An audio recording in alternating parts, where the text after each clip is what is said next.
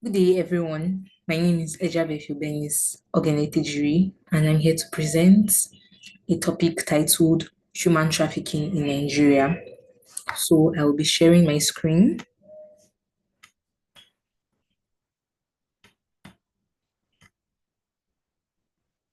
All right.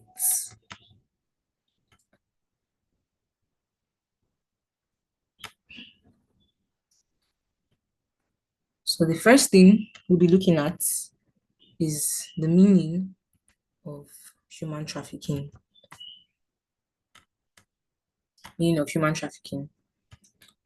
Firstly, the first thing we need to know about human trafficking is that it's an unlawful act. According to the Constitution of the Federal Republic of Nigeria, Section 34, it guarantees the protection of human dignity and it also prohibits slavery and servitude.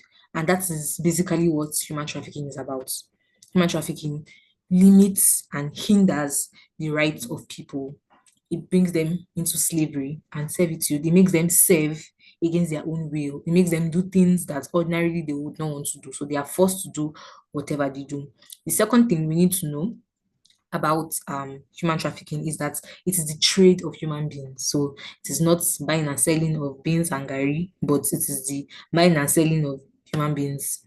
People pay money to collect their fellow human beings and use them to do despicable things, especially women and children. Women and children fall prey a lot to human trafficking.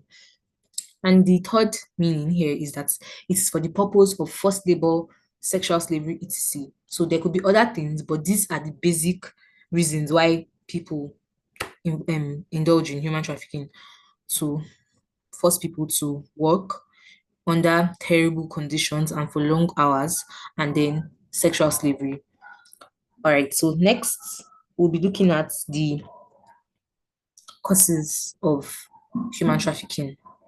So the causes of human trafficking include, but is not limited to, one, greed. Now, this greed is on the part of the traffickers. You've heard the term lazy Nigerian youths. People are lazy,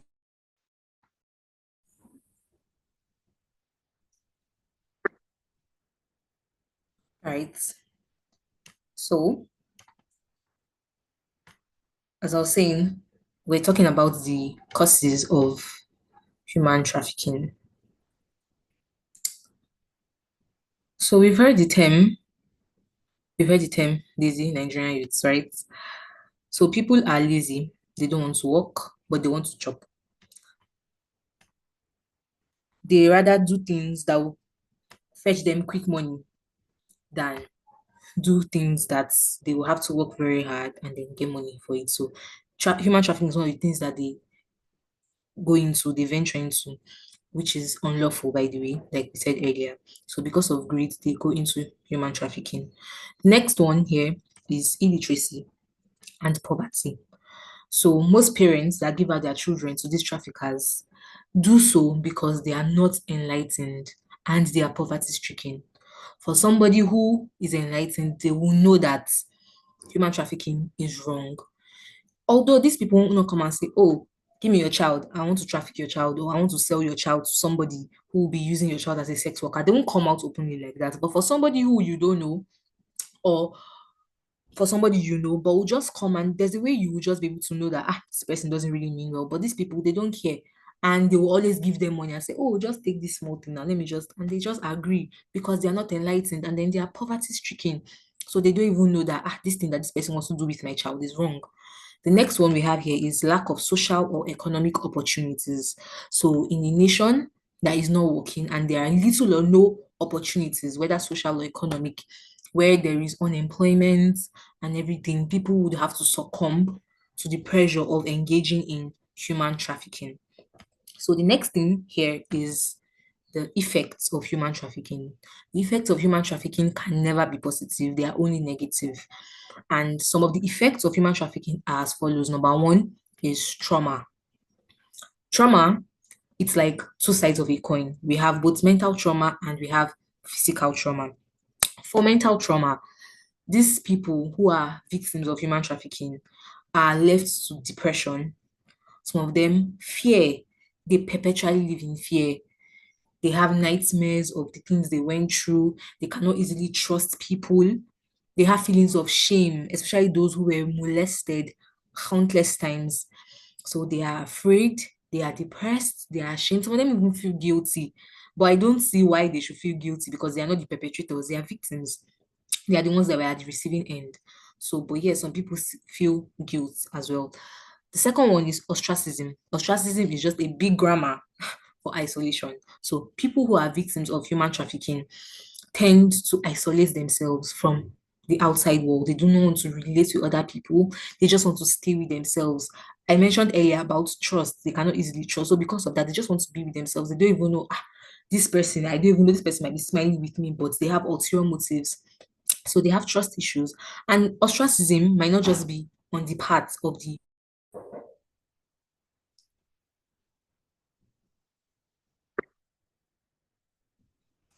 ostracism might not just be on the parts of the victims. It could also be on the parts of the family, of their family and friends. Yes. Just because of what they've been through, sadly, their family and friends might not want to associate with them. So that could also be another thing. And then the last one I have here, the last effect of human trafficking that I have here is loss of basic human rights. So we know that as Nigerians, according to the constitution, we have certain human rights as told us by fundamental human rights. You have a right to freedom of speech. You have a right to practice whatever religion you want. But these people that are victims of human trafficking have their rights taken away from them. They've had their rights infringed, so they do no longer have their basic human rights. They cannot make decisions for themselves. They can't decide where to go. They cannot decide what to wear. They cannot decide what to eat. These decisions are being taken for them, and this is a serious infringement on their human rights. The next thing we'll be looking at now is the conclusion. In conclusion, now that we've looked at the meaning of human trafficking, we've looked at the causes and the effects. In conclusion, now human trafficking is a serious crime, a very serious crime that is punishable by law, and all hands must be on deck in collaboration with non-governmental organizations such as WOTCLEF. The full meaning of WOTCLEF is Women Trafficking and Child Labor Eradication Fund. It was founded by the wife of Atiku Abubakar, Amina Titi Abubakar, in the year 1999. And what they focus on majorly is the fight for human rights, women rights rather, sorry.